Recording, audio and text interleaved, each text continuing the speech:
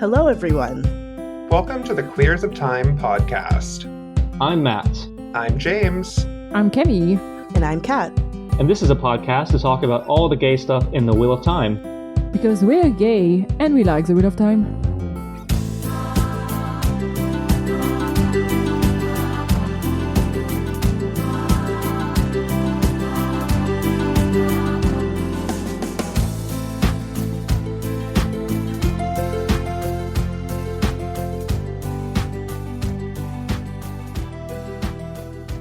As always, we want to start with a thank you to our supporters on Patreon. We'd like to give a shout out to our amazing feral venerator of Swalrain, Lurks. Today, we're going to talk about how the Wheel of Time TV show is handling tropes, what tropes are being used in the show, some that are done well and others that aren't, as well as some future topics that we think that they're going to need to handle with care.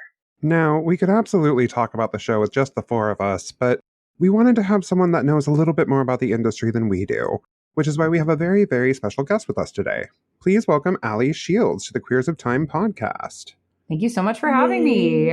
So happy to be here. Insert canned applause here. All right. So to start this off, we talked a little bit about what tropes are in a previous episode. And I think we want to start off with what tropes the show is kind of already flirting with a little dangerously. Because tropes do serve a purpose. They aren't always bad, but at the same time, there are some that are negative and have negative connotations. Mm-hmm. What do we want to start out with? Mm-hmm. I'm down for whatever you all want to do. I mean, let's go with the first one. The first one that I can think of in the first episode is obviously Women in Refrigerator, which is Good old fridging. Yeah, good old fridging.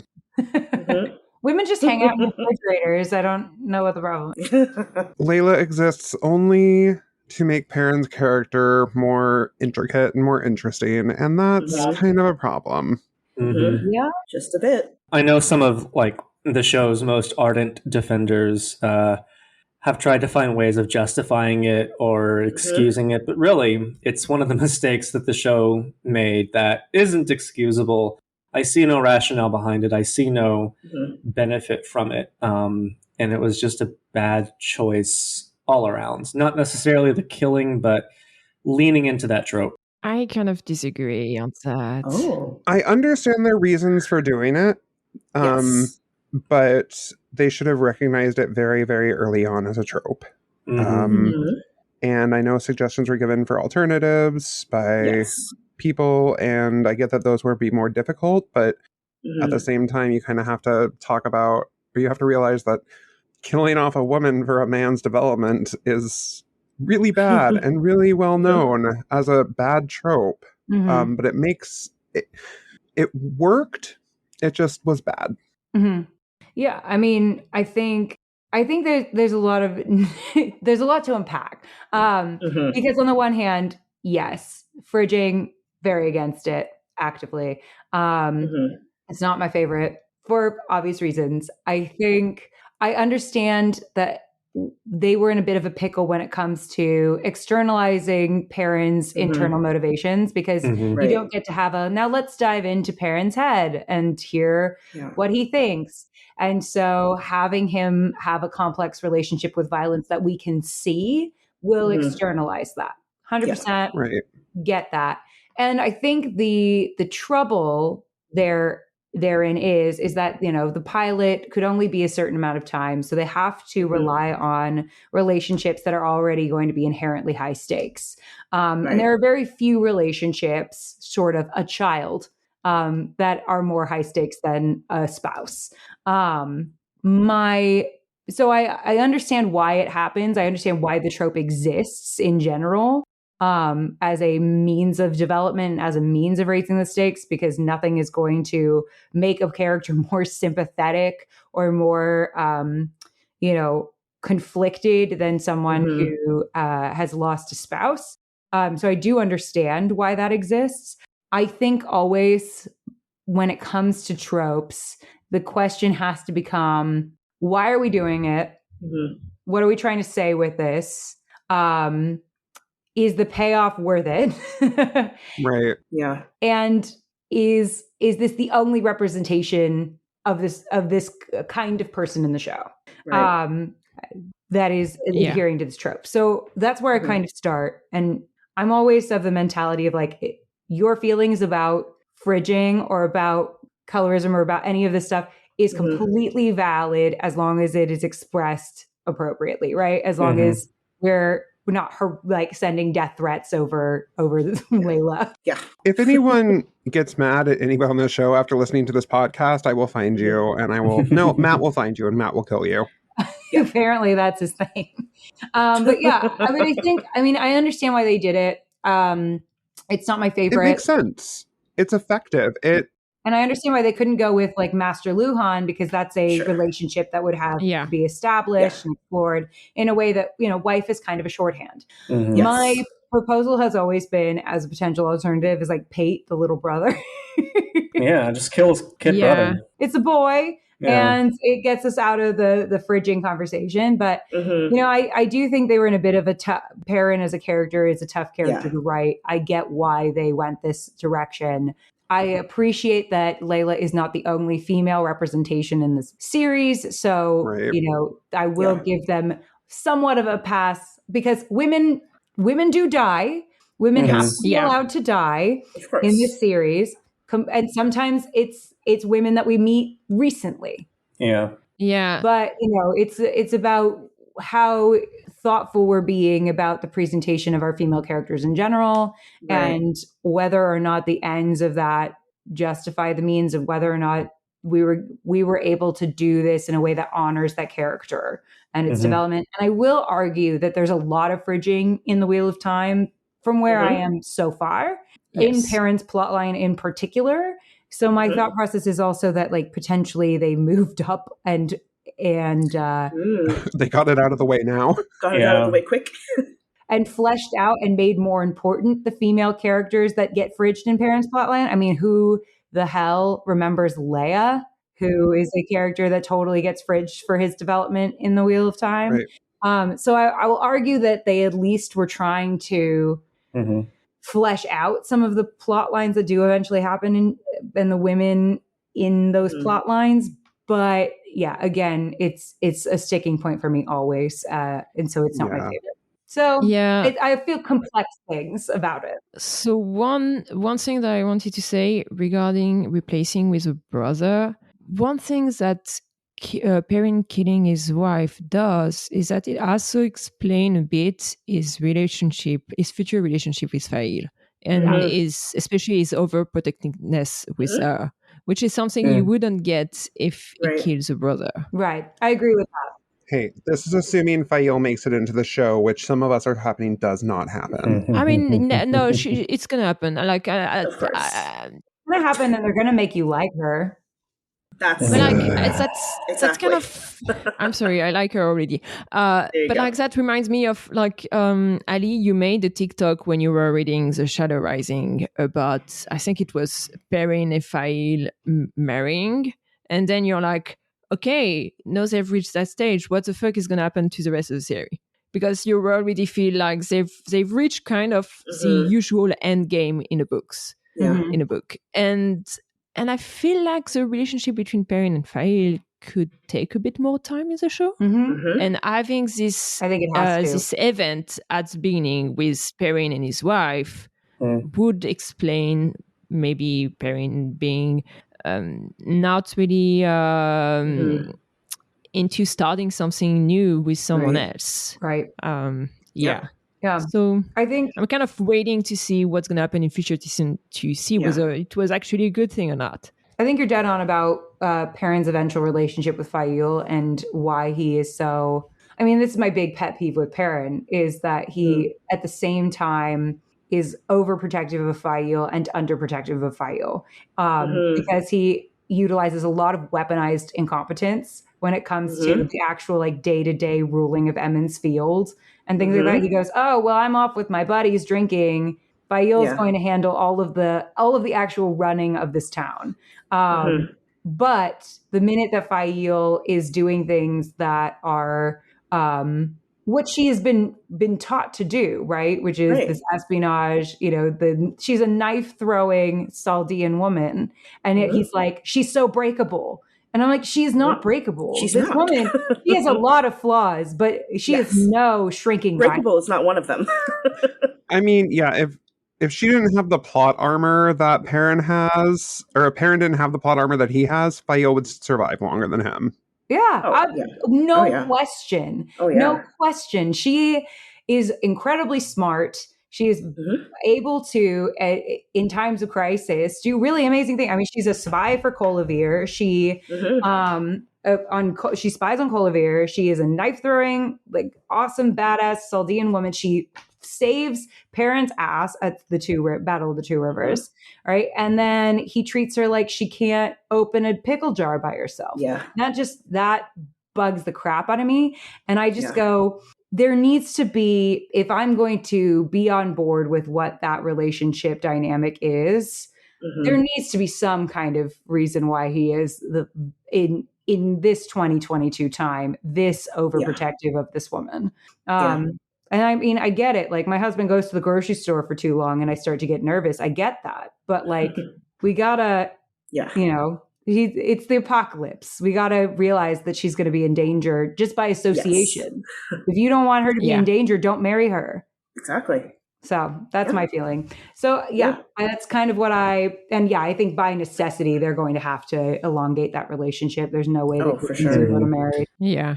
I mean, the reason he like resigns himself is because he was told that that's who he would marry. So I mean, if we get rid of the prophecy bit, then that'll elongate it a lot, because you have to build naturally instead of you are fated to the falcon. You are fated. Yeah. So that's a big issue of the books. Yeah. Prophecy and I know. I want it to be like wrong. I want that prophecy to exist and have it be like flawed and be awesome. Yeah. I think to have Layla's death be worth it to me, I think they're going to, I'm going to need to see where it goes too. I think for me, what really bugs me about fridging is when it's like, you know, oh, she dies in the first episode or whatever, whenever she dies, and we're sad about it. We want revenge, whatever. And then the character evolves away from that pretty quickly. And then it's about other things. And it's just this way of making this character immediately sympathetic or what have you. But if it has lasting ramifications for him, and if, you know, she's popping up in the dream world or whatever and wreaking havoc there, and she's a presence, I have less of an issue with it. It's still not my favorite. Again, not my favorite. But if we can make that still remain a core tenet of his motivations and really give that character the grieving and the processing that and the presence that I think she needs to have for that to be a worth it sacrifice, then I will make peace with it. Yeah, I agree. I'm with you. We can't mention Layla without also mentioning like what a badass Helena Westerman was in the actress. I love she her. was so fucking amazing. She was so cool. That's why I'm hoping she'll bop around in the dream world. I hope so too. Yeah. When you were mentioning the dream world, I thought about her, like I thought about Lanfear like using her as a guise in the world of dreams a couple of times just to like fuck with people. And I'm like, that made me happy. Yeah, I mean, I think there's a lot of ways to potentially utilize her in the dream world, especially, you know, post Hopper's death, you know, like I think there's ways to torment him with her, and I think Smart Forsaken would do that. So we don't have those. Well, they're going to smart them up for the show. On the show, they're going to have to be a little smarter. They did it with the White Cloaks. I have faith. They did it with the White Cloaks. Yeah. The White Cloaks are fucking terrifying. Oh my God. Legitimately terrifying. Forsaken are going to be worse. I just worry that in the show, we're going to have like the first Forsaken appear in like a cloud of steam and lava and shadow, and then do the whole Mushu appearance, like this big shadow and then a little tiny dragon that no one takes seriously, which worked for Mushu, but I'm not. I don't know. Not really for the. I am going to wait and see. All right, so we've talked about the badass Helena Westerman, Layla, women in refrigerators, fridging, very bad, but we'll see. Yes. Now let's talk about the one that we wrote the biggest thing about, so it's probably going to take a little bit of conversation, which is colorism. And Kat, do I just defer to you because you are our yes our one? Or what, James? I'm the one the some might say token. Call them out. Yes. Do I defer to you, or do we cut this part so I don't get canceled on Twitter? Just because Kat is our token Canadian doesn't mean you have to point it out, okay? Look, if she wants to be from Canada, that's her choice. Like, yeah, thank you for respecting my choices. Thank you, I appreciate that. I don't agree with them, but lifestyle choice. Anyway, so I wanted to talk about. So I don't know that I would necessarily. Trope doesn't completely feel like the correct way to describe this, but I can't think of any other category that it would fall into. Racism. Yeah, it is. It's complicated. Colorism, for people who are not aware, colorism is, and I can only really, just as a disclaimer, I can only speak to my experience as a Black woman. That's really the only experience that I can speak to. I know that colorism exists in other cultures, with other ethnicities, but I'm speaking specifically as a Black person. So just as a disclaimer, and also, I mean, Black Canadian, but yeah, Black person. Colorism is essentially the thought that certain skin tones are better than others. And so there's a huge history in that. You can, if you go to Google, type in colorism, you can go down a rabbit hole with all of this stuff. It's very much, there's a lot of internalized racism in it. There's a lot of white supremacy attached to it. There's a lot attached to it.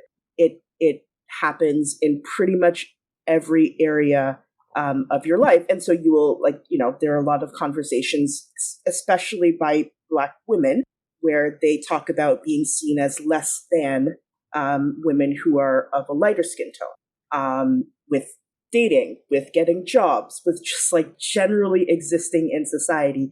It is a huge thing. And it's something that the Black community, at least in North America anyway, is still very much coming to terms with.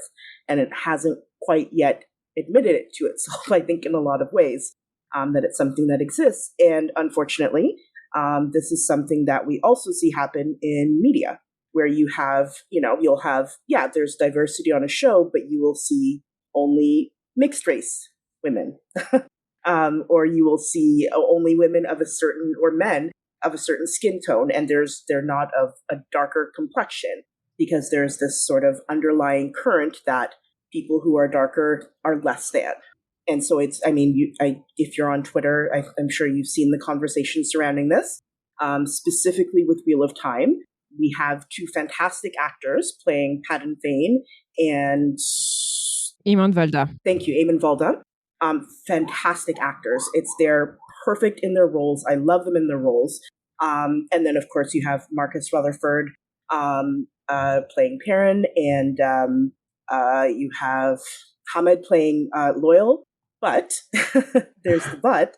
It becomes problematic when the two Black actors playing humanoid people, and I'm specifying humanoid for a reason, because Loyal he's not classified as a human on the show.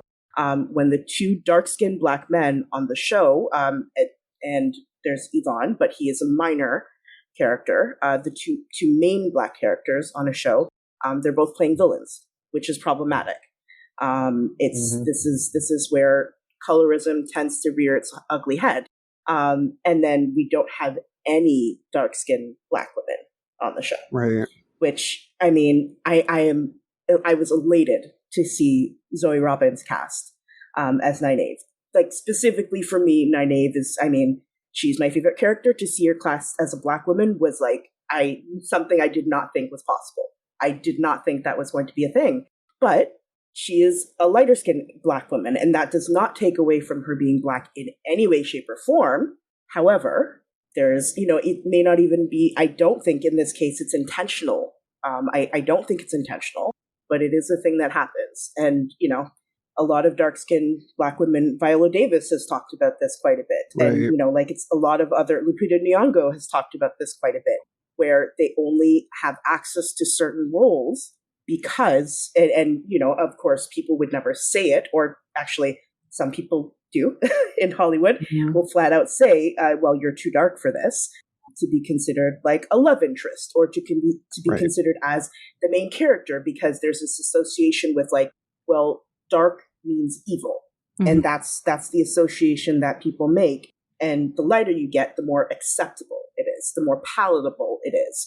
And this is something that I'm really passionate about, because I'm a dark-skinned Black woman. I would love to see women who look like me. That's something that I would love to see. I would love that for, younger, dark-skinned Black nerds who are watching Wheel of Time. And, I would love to see them see themselves, because it really does, it changes you. It really, really does. And so while I'm delighted with the obvious effort that the show has made of being inclusive and being diverse, it's, I can acknowledge that and also still say like, there's some work to be done. And I hope that they're aware of this. If they weren't before, I hope that they're aware of this now, so that they can take that into account when they're casting roles for the future. Right. And I mean, the role of ACoS has been confirmed, correct? Yes. So, I mean, that'll be some improvement, but we also don't know if he's going to be any more of a major character than Yvonne is currently. Right. Yeah. Because there were some casting announcements that were like, ooh, we're so cool. They're going to be a really big character. And then they're in there for 2 seconds. So. Yeah, this is the thing. I agree. I think it's, I don't know. I think it's problematic. And I wish that they had paid a little bit more attention to it, I guess. Because really, the only two really dark-skinned people are just literally the worst kind of people in the show. They're the people we're supposed to hate. Yeah. And then also the other dark-skinned person is a monster. Right. And I'm aware that Loyal is amazing and the purest thing in the entire world. For sure. But he looks like people see him and they aren't familiar and they're like, that's a monster. So it's difficult. It's hard. And, it's a difficult thing, I think, to understand, because I think some people get they reach this point where they're like, well, there's diversity. What are you complaining about? Right. There are Black people in the show. What are you complaining about? And I'm like, you're missing the point. You're missing the point. And it's, I think understanding that only comes from being willing to listen and to learn where the harm in that comes from. Right. And to listen to Black voices, right? That's the only way you're going to learn. Again, I'm only speaking specifically about the Black community. I know I've talked to other friends who in the Asian community who also there's colorism in that community as well. And so, there are discussions to be had there, but specifically for the Black community, it's important to listen. And also it's important to do your own research. And so that's something I hope, the people in charge of casting and whatnot for the show, I hope it's something that they're aware of if they weren't already, and something they're going to do something about, I mean, I will say, I think that there's a very big misunderstanding somewhat in the community as to what is and what isn't legitimate criticism. There's certainly criticisms that are not legitimate, like, the fact that we're casting brown people in the first place is not a legitimate criticism in my mind, and I don't think it should be in anyone's. This, on the other hand, is completely legitimate criticism, and it is completely possible to critique something that still has done good things, and that it is completely possible to critique something that you love, because I truly believe that all of us want the show to be welcoming to everyone and be inclusive and be thoughtful and well done. And I think that a lot of this is just doing your due diligence to make sure that it is doing the things that you want it to be doing. Yeah. And that is not to say, because I've had somebody ask me, so we can't cast dark-skinned Black people as villains anymore? And I say, no, it's about balance. Yeah. It's about realizing, oh, that's what we're doing right now. That is an inclination that we're doing, because obviously those actors are amazing in those roles. Yeah. And we're not going to take those roles away from them. No. But it's about examining, are there other things that we are doing to make sure that the only representation, because representation really does matter, it matters a lot, that it's not just dark-skinned Black men in villainous roles. and light-skinned Black people being viewed as somehow superior morally just due to their color of their skin. Yeah. So that's important. It is. Yeah. Ali, you're like, that's exactly it. It's also not that we're asking the show to just cast any dark-skinned Black women that you see or any dark-skinned Black man that you see.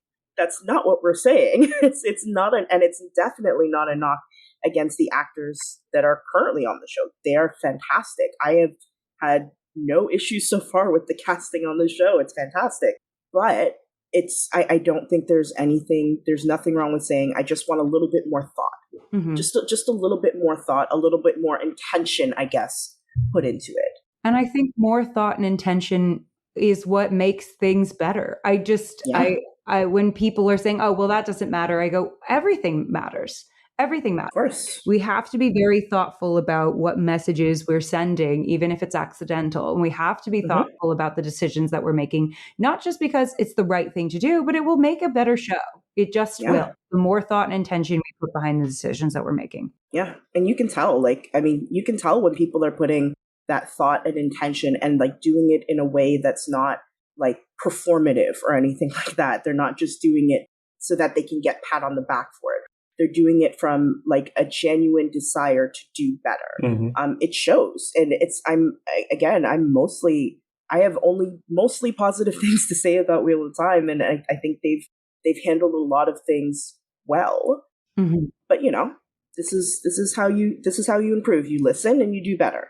Right. And I do think it appears that the creative team behind the Wheel of Time does genuinely want to do the work necessary. I mean, they're willing to deal with the backlash of the decisions that they've made already. Oh, yeah. So I do have a lot of optimism about this being a particular critique that they would listen to.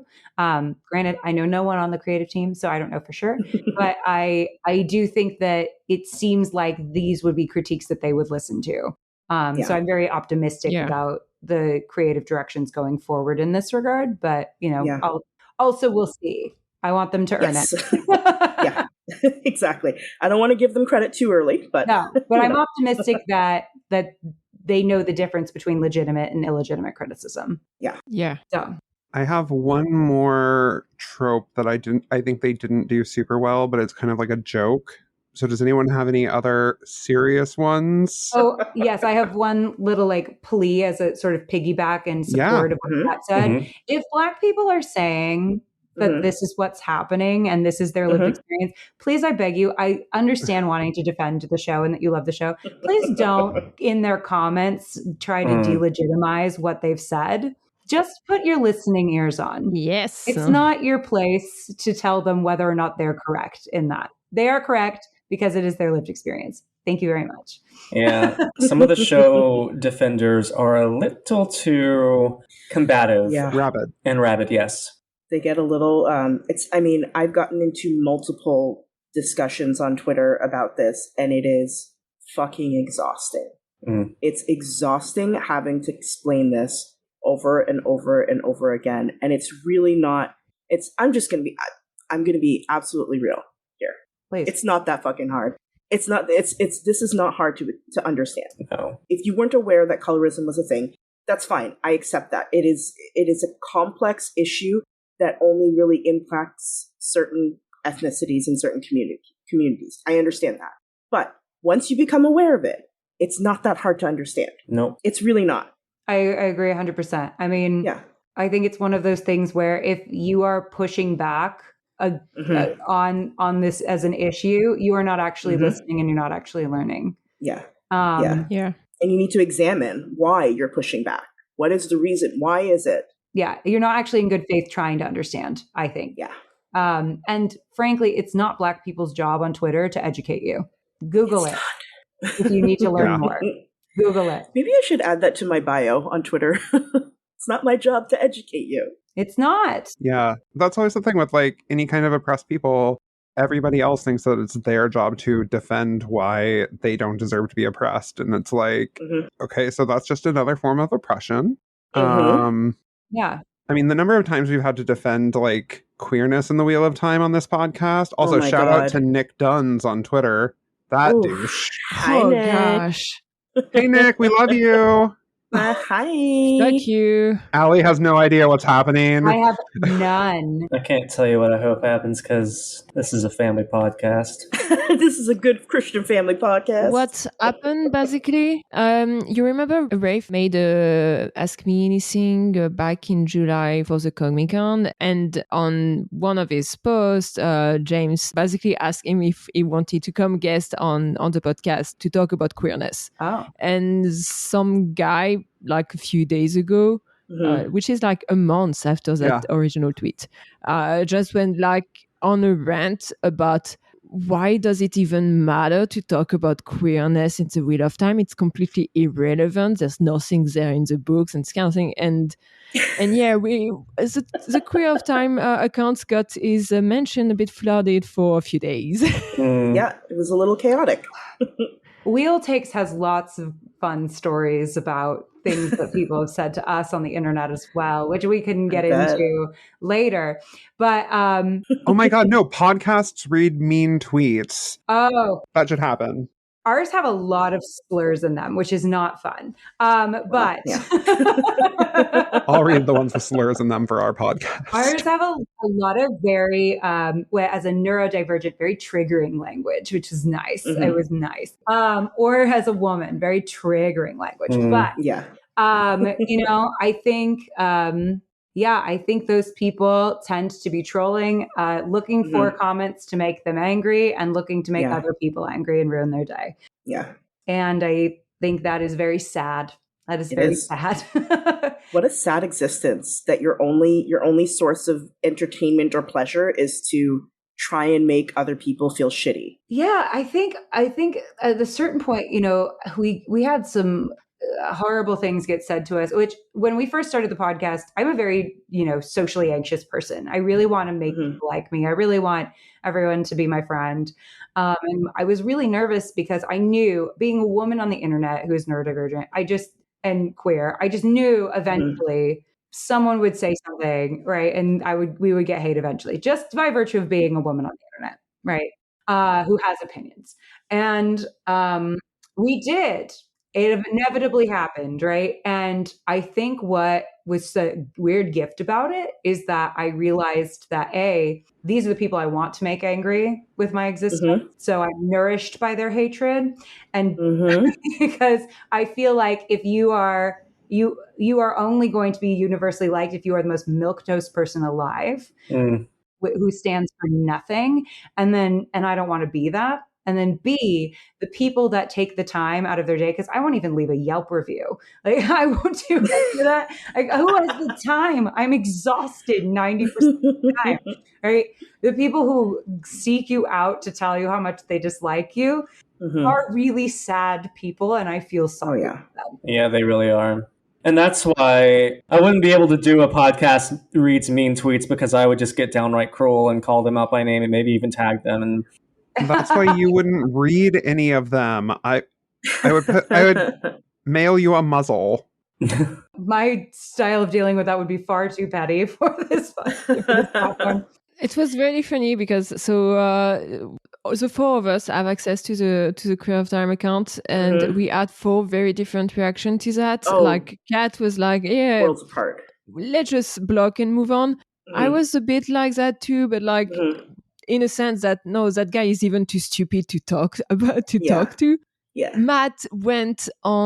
Both Matt and James went on very mean quote tweet. James was a bit more, hey, I've been in that community for like 20 years. I have the experience. Shut the fuck up. I know what I'm talking about. Listen up, bitch. Yeah, exactly. And it was awesome. I just ad hominem. You just ad hominem. I know. I didn't bother.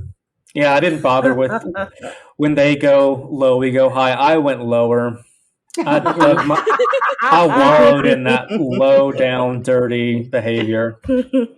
I'm tired. Yeah, I just think they're just. I now it's become so funny. Like when they speak us up, now it's funny, and because at first, Gus had a really hard time with it. At first, because they came for me, which I knew was going to happen. I was like, who's going to come for you? Like, when I'm right Who's there. going to come for you? The straight white man. Exactly. Yes, I was like, oh, exactly. it's obviously going to be me.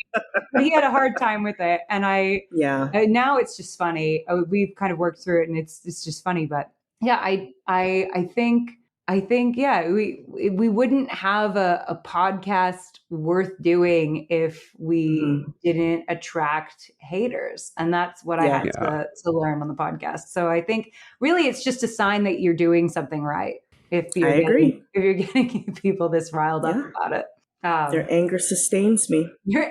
I'm nourished by your anger. The last harmful, we have this in our doc for this episode as harmful tropes that the show is already flirting with, and I jokingly wrote love triangle because it is not harmful. It was painful, but it wasn't harmful. But it was a very well-known trope it did feel a little unnecessary. But was it even a triangle, though? This is barely a triangle. It was a line it was like a curved line, but it only curved a little bit. At best, it was a curved line. I don't know about not calling it harmful. I feel like I deserve financial compensation after watching that. Well, good thing season 2's budget is a lot higher. There you go. They have the money. They have the coin. Yeah. I will say it was there from the pilot. Like there were. Yeah. So I will say it was there from the pilot. I think. Yes. I think what they were trying to do was kind of play with this idea of like the wind of intrusive thought, which I loved. I love that they did that with Master Jin. I loved it. But like how it kind of affected them after the fact. Yes. I'm not sure if that was the intended argument or if COVID and Barney Harris's departure created some issues there. But I will say, I think there are hints of it that maybe they were going to explore. It wasn't my favorite. But I think what I appreciated about it is that we had a male and female friendship that dealt with potential feelings and that it didn't either result in them getting together or destroying the friendship. Like we could live in this thing where like no one made a joke about the friend zone. Nobody like bemoaned how the guy was so unfortunate. And I do think it was more parents overthinking of the situation that because how many of us have like created a problem out of not a problem? Yeah, all the time. Every day, all day, every day. Yeah. I think to me, that's how I interpreted it, was he was listening to the intrusive thoughts won in that argument. And that, I don't think it was necessarily like, let's create a like long-term sustainable conflict here, but more just kind of like, well, if you are a guy whose wife died and you're responsible and you kind of maybe have feelings for this other person, that may need to come up. Yeah. But I don't know. It wasn't my favorite, but I think I understand what they were going for. Yeah. Yeah. Also, I can't have Machin Shin brought up without I like the wind of intrusive thoughts, but I also like Mean Girl Nanobots. So I always want to give credit to Mean Girl Nanobots, which was from Sarah on Twitter. Maidens of the Spear. Mean Girl Nanobot. That's amazing. So let's go to what tropes they're kind of handling well. Because there are a lot of things. So one thing I kind of want to talk about is subverting tropes, which is basically taking a well-known trope and then kind of like turning it on its head in a way that people aren't expecting, in a way that makes it feel fresh. Very genre postmodern era of them. Exactly. And I don't know that necessarily any of these that we're going to mention are subverting a trope, but, well, kind of. I kind of wanted to start with the Chosen One trope, which I think is done really, really, really well in the books, too. But in the but you always know who the Chosen One is. You always know it's Rand. It's the narrator. But in the show, it's the main character, the narrator. They're gonna... That was without a doubt from page one. To me. For sure. I was like, I wonder who it is. Maybe the narrator. It'd be fun to read a book where the actual narrator is not the chosen one. That would be great. I wrote a pilot kind of like that recently. Anyway, I'll tell you about it later. I'm all ears. But I liked how they did it because he's the chosen one, but no one knows it, and also no one wants to be the chosen one in this world because they're an anti-hero. Like, they're gonna end the world. So yeah, we'd love a good anti-hero. Yeah. Oh, so good. I agree. Yeah, I think I really loved that they leaned even harder into the mystery of the Dragon Reborn for a couple reasons. I think initially the show requires so much exposition. They needed something that was going to get the audience past that initial hurdle of what the F is going on. And I think that Who is the Chosen One is a great one to go with. I love that they expanded it out to include women. Because I think it gives Egwene and Nynaeve in those early episodes a lot more dimension. I think it gives all of the characters by necessity a lot more dimension, which Robert Jordan said he would have done differently if he had rewritten Eye of the World, was expedite the plot lines and character development of everyone but Rand, especially Perrin and Matt. And so I think it did that very effectively. And I think they've done a nice job of kind of showcasing that this is not being the chosen one is not fun. It's not a victory. Being the chosen one, it's awful. Yeah, it's terrible. It's terrifying. And something that I kind of wrote on here, the Taviran, because they're like diet chosen ones. They're chosen ones light. Yes. And I liked that they expanded on them a little bit to include Egwene and Nynaeve, and they haven't explored what it means too much to be Taviran yet in the show. That'll be Loyal's job. Yeah, it'll be. Oh yeah. In future seasons, it'll be really, really interesting. Loyal will info drop. Yeah. Oh, Loyal will info dump that so hard. I will listen to like a 5-minute exposition just from Loyal in the library talking to someone. Same. Make it an entire like episode. I'll be fine. I was just gonna say I would watch an entire episode of Loyal just explaining things about the world. I want it to be. I would love it. This is more of a comedy thing, but I want it to be the tag of every episode. Is just Loyal sitting. It'd be like Troy and Abed in the morning from Community, but Troy and Abed in the morning. Exactly. But it's just Loyal sitting there talking about a new topic. I would love that. And I want it to be like super random stuff too. That's not at all related to what's happening in the episode. Which is the best mushroom to pick or something like that. Like just some kind of tangent. That would be great. That one time he sang to an oak tree and it was really mean to him. Yeah. I would love that. So much. Rafe, are you listening? Make this happen. Write this down. Yeah, I was going to say, I'm like, Rafe, also, if you're listening, can you please narrate some of the audiobooks? I know Rosamund is probably going to do a few more, but if you would do a couple, I'd be real happy. Yeah. Yeah. And Hamed has such a good speaking voice too. Very soothing. So lovely and resonant. So soothing, pleasant to listen to. Oh, I love it.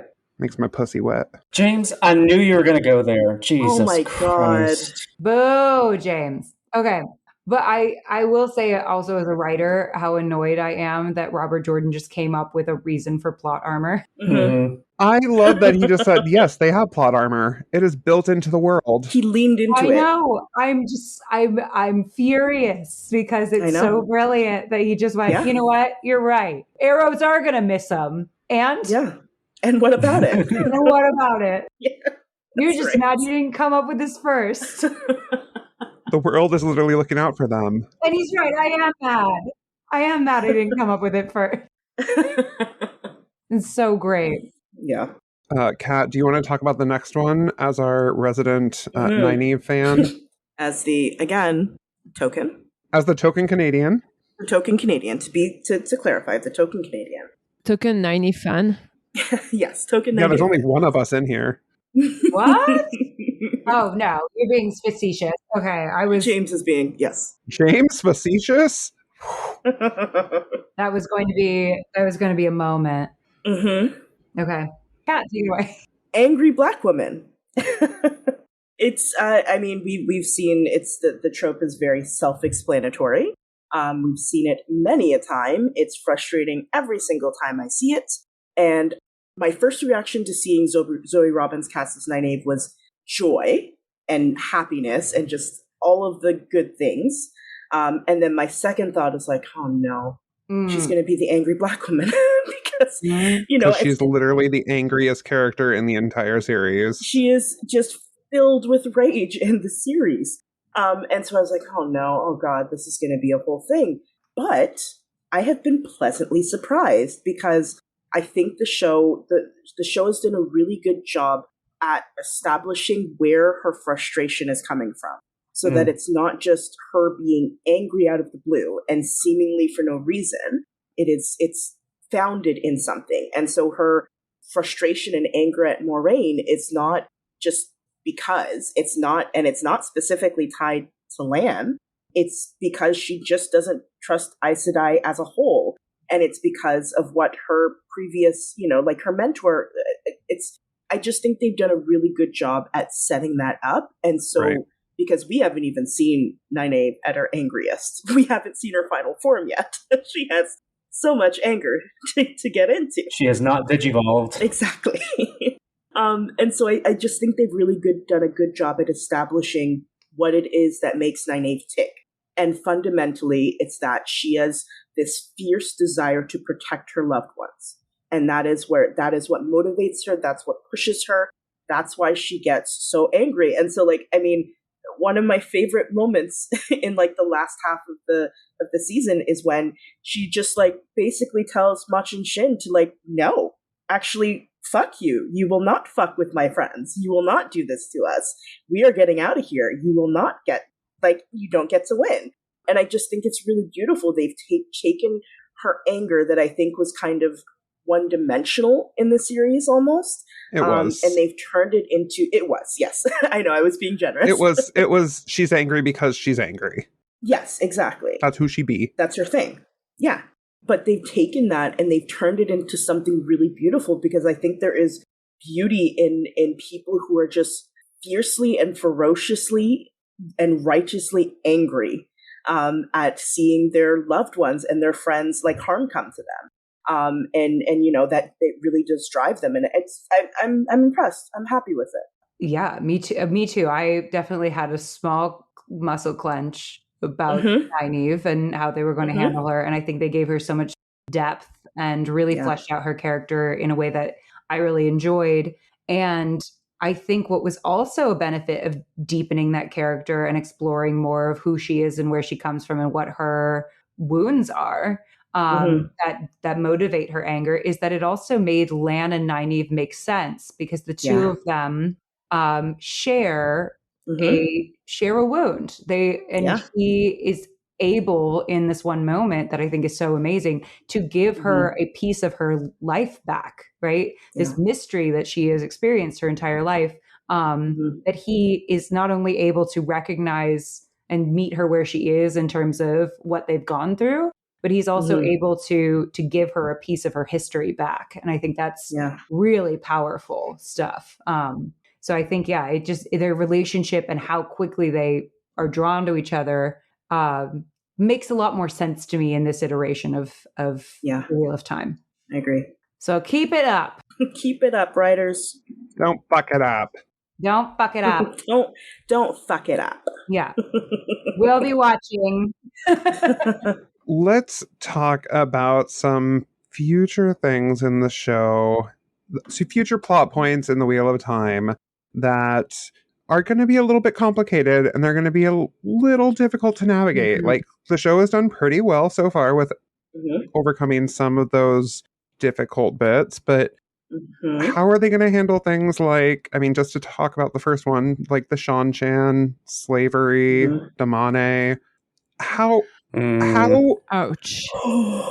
How? I'm so stressed for them. I'm so stressed for them. You don't understand. I'm so like this in 2022 would give me ulcers. Oh, absolutely. I don't know what I would do. If I were in that position, I genuinely don't know how I would handle it because I feel like no matter what you do, it's kind of like it's a lot. It's a lot. The first thing I would do is to have a lot of Damane be very diverse and trending on lighter skinned. Right. Yeah. 100%. I don't know how to go from there, but that is the first thing I would do, is to make sure that there's... I mean, the next thing would also be to have all the Soldom be like... I was going to say. Yeah. Have all the Soldom be darker skinned and diverse. Yes. Well, yeah, I think definitely the demonic. I think with the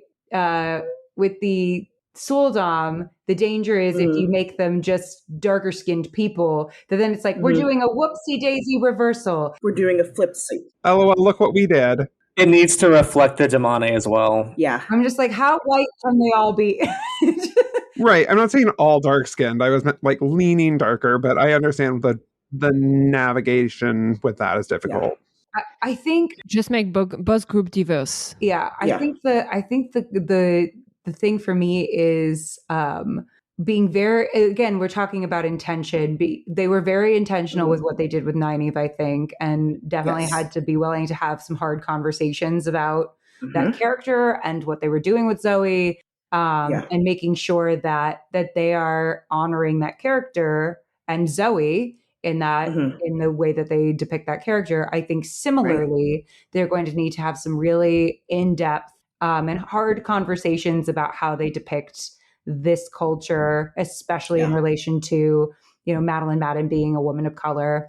Right. And I think part of that is also being very intentional with the iconography they're using for these people. I think we're already kind of seeing that a little bit. Because they aren't wearing collars. Best decision. Oh my God. Best decision they could have made. I mean, I don't think that the pacifiers are the best, but they're better than collars. Significantly. I think the tricky line to draw is depicting slavery in a way that's not sanitizing slavery, but is in a way that's also not drawing upon existing history. And that's really going to be a fine line to draw, because we're not wanting it to be, and they're happy this way, or like, it's sad, but we're going to be very vague in general about how sad it is, right? We have to lean into the realities. You got to do it. If you're going to do it, you got to do it. Yeah. And the drama of that, I think, gets very dismissed in the books. Yes, that's what I was going to say. I'm like, I think it's super fucking important that everybody is abhorred by the Shan-Chan when they land. Like, because everyone's like, oh, there's some weird people over there. Look at those weird people. And no one mentions slaves until there's the Demone and the Aes Sedai. And I'm like, y'all should have seen people on collars like long ago and said something about that. Yeah. And also, like, Egwene's trauma from being a Demone is very quickly dismissed in like book 3, and then it's almost never mentioned. Yeah. She got over it. It's fine. Just a little light slavery, Yeah. Jesus Christ. That's not the title of the episode. That is not the title. I will veto that.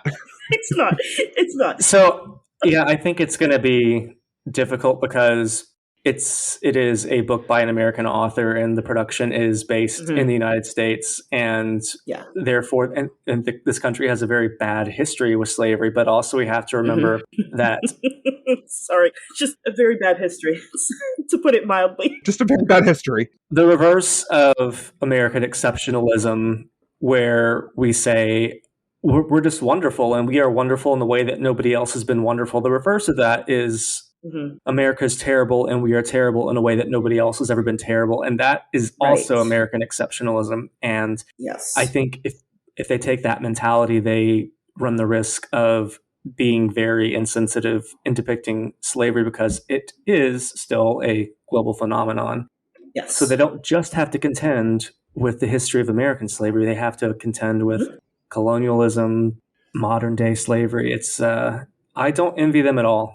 Yeah. No. I think I fall into a similar camp, I think, with depictions of like rape or the murder of women or things like that, where it does get into this trauma and that is shared by a lot of people, and that requires a lot of care when you're handling it. And I go, what are you trying to say with it? How are we exploring the ramifications of this in a way that honors that experience?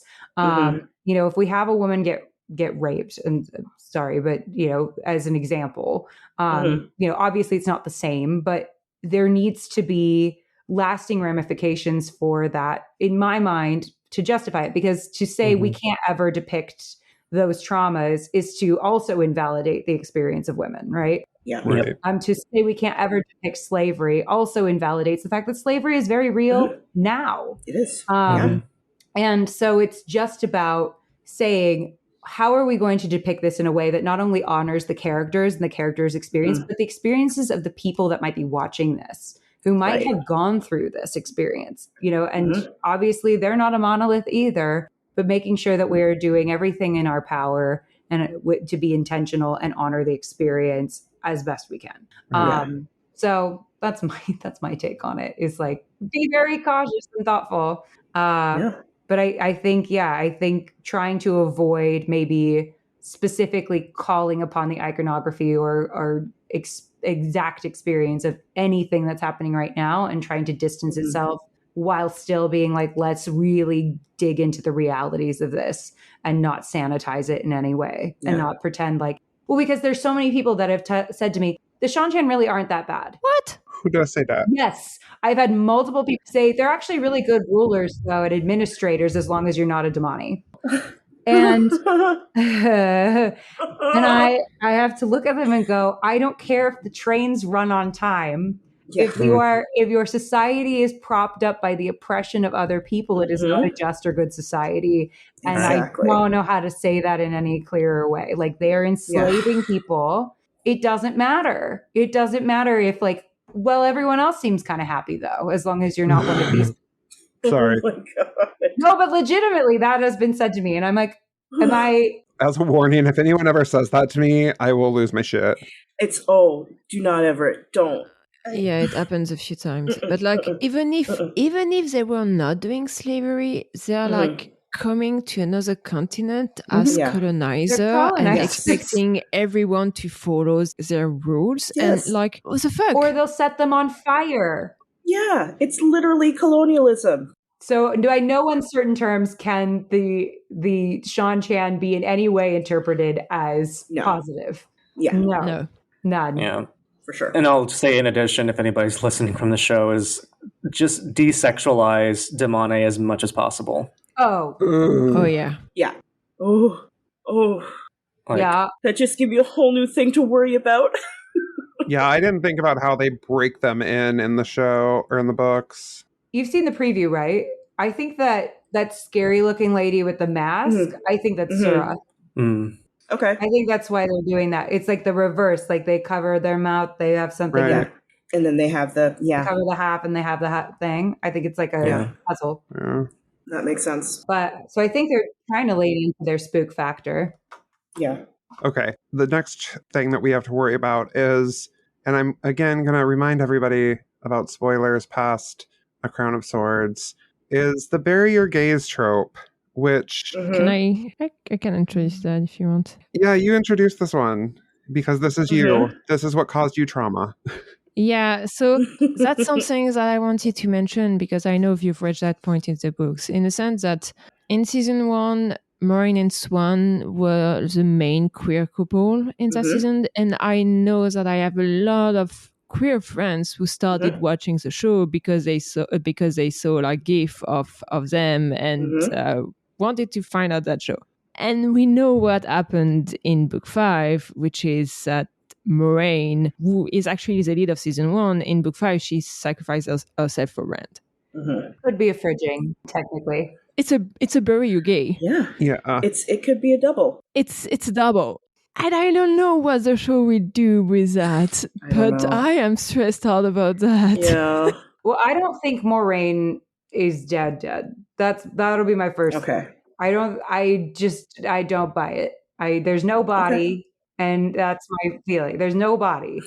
So it seems very convenient that she just went into the realm of the Finn. And I believe that Matt and Tom and maybe a third person go in there and grab her. I think it's, what's his name? Like, he's an old guy. And they talk about him. Jane Farstrider. I think the three of them, I don't know why I've decided he's the third one that goes in there, but I think the three of them go in there and save her.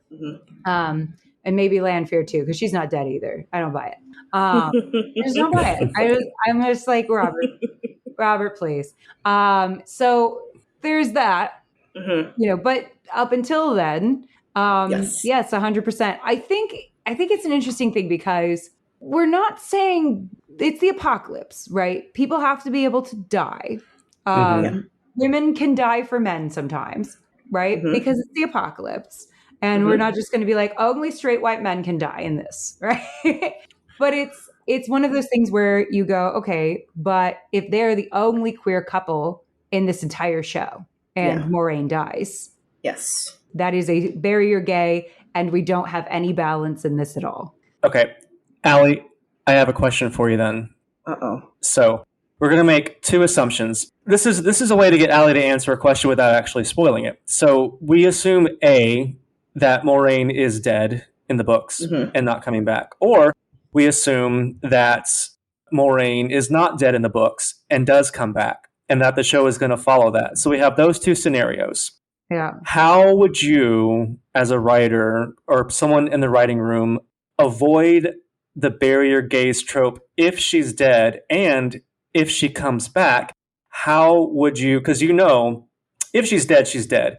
If she's going to come back, she's gone at least for, 2 books now, which is about a season. How would you bypass the barrier gaze trope if she's alive? How would you minimize it if she's dead? I'm interested in your thoughts. Yeah, have more queer characters who aren't just them, who don't die. Okay.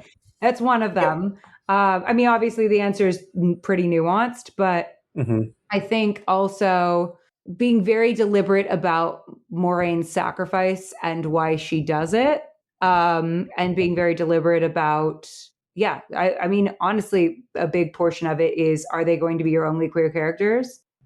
How is that death depicted? Do we honor the relationship the way that it needs to be honored in that moment?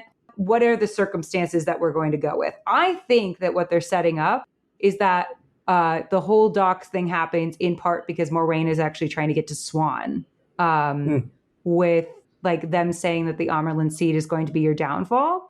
I think it might be that she hears that Swan has been deposed, and in that moment maybe goes to the docs as maybe I need to get to her kind of experience. Is my thought. So that was scenario A. If scenario B is the case and Moraine is not dead, and we do know that she is off book screen for at least 2 books, how would you handle that to avoid the barrier gaze trope in a way where the audiences think she's dead and it might harm queer audiences? How would you handle that fake death? The fake death? Oh. Well, I feel like her being concretely dead would be a harder thing to handle. Personally, I think that the concrete death would be period barrier gaze. Yeah. Then please, for the love of God, have more gay people who don't get buried. And really, really gave that death a lot of weight and impact. In terms of the more lighter side, I mean, I think you can plant clues that she's potentially not dead. I think you can plant those clues if you're looking for them. Robert Jordan does that all the time, right? Yeah, that's true. Yeah. That she's not dead. I think you can have her be a presence. I mean, we have Talaran Riyadh for a reason, right? And he doesn't necessarily need to be alive or dead. I mean, they're not going to just have if she comes back, they're not just going to have Rosamund Pike just chill on ice for a season. Right. That's what I'm saying. I'm like, she has to show up in either flashbacks or, I mean, flashbacks are too often used. So Talaran Riyadh is a great subversion of that. For sure. I mean, dreams in general are a great subversion for that. So I think there's ways to make her a presence even if she's gone, so that it's not just like, all right, so she's dead and now all the queers can be set. I mean, you have to understand, like, she's basically a Gandalf. She's Gandalf, but better. She is. And Gandalf comes back. So I mean, I don't know. Well, I think they can also emphasize the reincarnation aspect of everything, right? Death is not final in this series, right? Death is not final. Just because we've buried this gay does not mean it is a final we will never get. She might come back as a sexy zombie. We just don't know. We just don't know. And I mean, I think that they could also introduce the fact that the Forsaken can be resurrected earlier. I hope they avoid that personally, but yeah, I mean, I like it, but I think it's too complicated to show. And if they do it, I'm sure they'll do it really well. I just don't have the imagination to know how it could be done super well. Yeah. But those would be my brief thoughts. I mean, what do you all think? Well, I think that Allie has answered the question to my satisfaction, and I don't think that any of us can really talk about it without risking a spoiler. Such a mean guy. I mean, I have exact thoughts about what the show should do, but that would involve a lot of spoilers, and it would involve a lot. We must hashtag protect Allie. Yeah, that is a future episode on where we just talk about Soirain and their plot. Hashtag protect Allie. You need to throw like a big party once you're done, Allie. Once you're done the series, you need to throw like do like a big like live stream and just like, it's a party. I think that's what needs to happen. Can we bet at which season the TV show will be when they'll be done? Because I'm gonna be like 40. 40 No, we're thinking about doing a little bit of an expedited schedule for the next couple books, just because they're a little slower. Yes. And we really want to make sure that the show never catches up to us. And also because I want to know what happens. I want to know what happens. Like, I don't want to be 40 and still not know whether or not, Rand survives the last battle or whatever it is, right? So, and having to slow down for the podcast must be tough. We're about to hit our 3-year anniversary of the podcast. Yeah. And y'all are only on book 7? Yes. Okay. I don't listen to your podcast. I don't listen to anybody's podcast, so sorry. I love y'all. I support y'all. I'll pay you on Patreon. I'm sorry, Val and Matt. All right. So game time, because it is getting a little late in the recording day, especially now that Camille has moved to the UK. Yes. So there is a website. It was briefly in the planning doc for this episode. But there is a website that talks about TV tropes. It's called tvtropes.org. And I am not taking this seriously in any way, shape, or form, because if you look at the Wheel of Time page for it, which do not, because that would be cheating. Okay.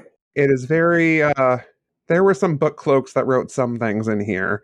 Oh, God. Not all of it. There's some really good stuff in there, but I think this is also just a lot of bitter people on this website. So take it with a grain of salt. Okay. But there are, I actually should have counted how many there are, but there's at least like 150 tropes listed for the Wheel of Time show. No, probably closer to like 200, maybe 250. It's a lot. So I made this game secret. You guys don't know anything about it. According to tvtropes.org, which of these is not a trope in the Wheel of Time series? And I'm not going to give you the definition of any of the tropes, so you guys can have fun with that. Okay. And we're going to do it in either 2 or 3 rounds, depending on how much time we have. So the first round, which of these 4 is not a trope in the Wheel of Time TV series?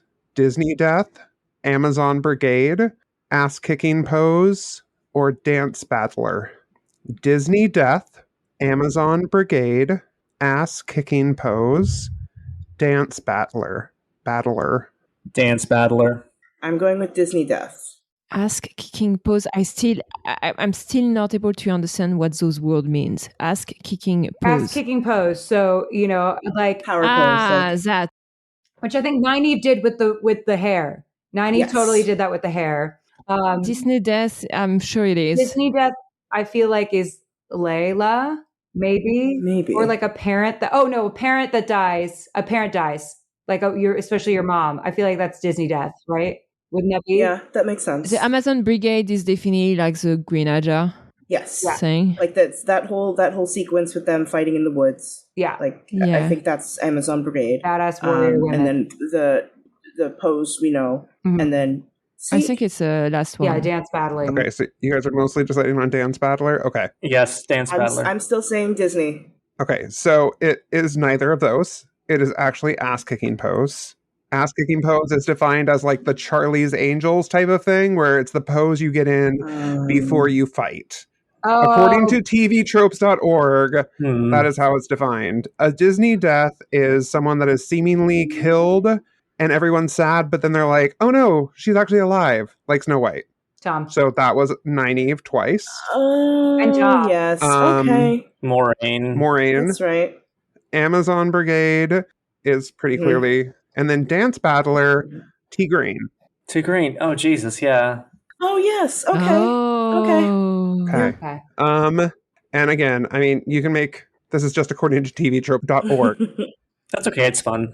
Okay, so round 2, Hotter and Sexier, Persecution Flip, Clever Crows, Superpower Meltdown. I feel like Hotter and Sexier is like, I'm back, but I'm hotter and sexier than I was before. Yeah. I feel like that's the trope, right? Like, it's me, but I'm hotter and sexier. I'm going to say Persecution Flip. Final answer. No, wait. Oh, that's just mine. For Matt, that's the final answer. For me, it's final answer, not for y'all. Y'all can do what you want. Okay. Persecution Flip, I feel like is like, let's take existing persecutions and flip them on their head. Which I feel like someone in the world could be like, it's men and women, persecution flip. Right. So I feel like that's one. Okay. What are the other two? Hotter and Sexier, Persecution Flip, Clever Crows, and Superpower Meltdown. So is this for the show specifically, or is this for the book? Do we have any crows in the show right now? I'm pretty sure there were crows, maybe. Or maybe I'm thinking Lord of the Rings. The crows got replaced by wolves, I feel like, in terms of like running away from the crow. Does it? Wait, but like crows, maybe just do we have clever animals? And in that case, we have the wolves. But that's not Clever Crows. But the name of the trope may mean something else. What was the last one? Superpower Meltdown. Oh, well, we definitely have that. So yeah, for sure. Yeah. Okay, so Matt is going with Persecution Flip. I'm going with the crows. I'm going with the crows. Yeah, I go with the crows too. Okay. Matt is wrong. It is Clever Crows. Yes! Clever Crows is talking about how ravens are seen as like messengers of evil and stuff, and they communicate and stuff, and they're smarter than everything. Yeah. Which is why I was like, is it the show or the books? Yeah, I threw that in trying to be clever, but it didn't really work, so haha, Clever Crows. You're trying to be a clever crow? I am trying to be a clever crow. Hotter and Sexier is, according to TV tropes, compared to the book material, the show is much hotter and much sexier. Oh, that's true. Which is not wrong. Well, that's true. I don't like the verbiage that they used, which was, the first book was sex-free, whereas in the show, blah, blah, blah, blah, blah, blah, blah, blah, blah. And then it's like 6 instances of people having sex. And I'm like, yeah. So Persecution Flip is basically what Allie said, where instead of men being, or women being persecuted in this world, it's men. According to TV tropes, like the biggest example of this is like Planet of the Apes. So, and then Superpower Meltdown, that one's pretty obvious. Yeah. Awesome. I think we have time for one more. Okay. The last one I have is 4 that I have are Through the Eyes of Madness, Human Ladder, Adaptation Jerk Ass, I Have Many Names. Okay. Here's my thought process. I feel like Human Ladder is when you like use someone else to like climb up something. And I feel like that happened in Shatter Logo. Yes. Okay. That's right. Okay. What was the adaptation one? Oh, adaptation Jerkass? Adaptation Jerkass. That definitely happened. It's basically when you have characters that were nice in the books that are not nice in the adaptation, and that's going to be the Cousin family. Yes, I was going to say the same thing. I think that's what that is. What are the other two? And then there are Human Ladder, Adaptation Jerkass, Through the Eyes of Madness, and I Have Many Names. I Have Many Names is happening. Sex of Forsaken. Yeah, okay. I Have Many Names. I feel like, though, that's the moment where you're like, they call me lots of things. I could be this. I could be that. Which Samael does in the books, but I don't think... Yes. No, but does he do it at the end of the... No. I don't think so. I don't think he has his, like, I'm called Father of Lies, Betrayer of Hope. I don't think he hasn't said that in the show yet. And I'm pretty sure Through the Eyes of Madness, I mean, that could be several parts of the show. It could be several. I was going to say, yeah, it could be several. Yeah. I think it's the last one. It's the I have many names. That's not. I think that's it too. I feel like he's trying to trick us. Okay. You guys are correct. Yes. That one has not been in the show yet. However, and you got the Through the Eyes of Madness, that's Logan and Matt, and then Adaptation Jerkass, that was specifically about Abel Coffin. Human Ladder is not someone climbing on top of someone else to reach something. That is when monsters use like piles of human bodies to climb up something, which happened in the Trolloc battle. It did happen with the Trollocs. Okay. Well, we were still right. Either way. You were still right. I just thought it was funny when you guys went with like the super like, oh, it's just when someone climbs on someone else's shoulders. It's so cute. It is cute. It is. So cute. Okay. Thank you so much for listening to this episode of the Queers of Time podcast. If you liked our show, please give us a review on Apple Podcasts. You can also follow us on Twitter, Instagram, and TikTok at Queers of Time and on our Discord server. And by the way, we forgot to say, Ali, where can people find you? Oh, very good question. They can find Wheel Takes Podcast on Twitter at Wheel Takes Pod. They can find me on TikTok. I think it's our username is like Wheel Takes Podcast. You can find us also on Instagram at Wheel Takes Podcast. And I think that's it. I think we just have those three. And we have a Discord too, but yeah. But anyway. And you have a Patreon. And we have a Patreon as well. Yes, if you want to support us, that would be really, really cool of you. Yeah, for people that don't know, podcasting is expensive. Yeah. It ain't cheap. We're going to have to increase our Riverside subscription, but that's another issue. If you're able, we'd love to have you support through Patreon. We've got a lot of nice benefits there, and this helps us cover the cost of producing the podcast because, yes, it's expensive. Thank you. Have a good one. Thank you.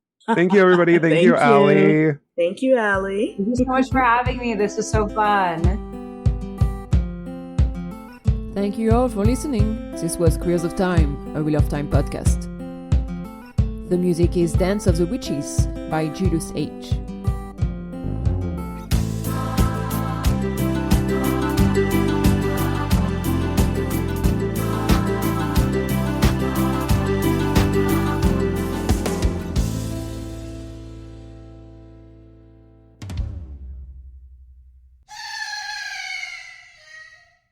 It's not like I talked about Spider-Man appearing in the last book, okay? I didn't spoil that. Yeah, I mean, when Spider-Man shows up and like starts wielding Mjolnir in the last battle, it does get a little weird. Yeah. I didn't spoil that at least. Yeah, and you know what's crazy is that he's wearing the Black Panther suit too. That's like yeah. I mean, the fact that Brandon didn't see that coming with the cultural appropriation, and then he did like Wakanda Forever, but then he did the XXX symbol from WWF way back. No.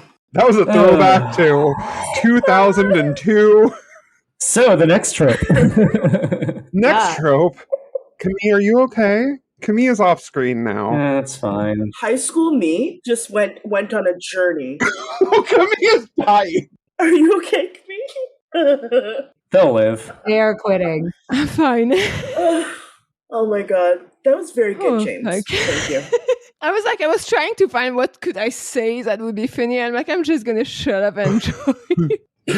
Wakanda Forever, Triple H.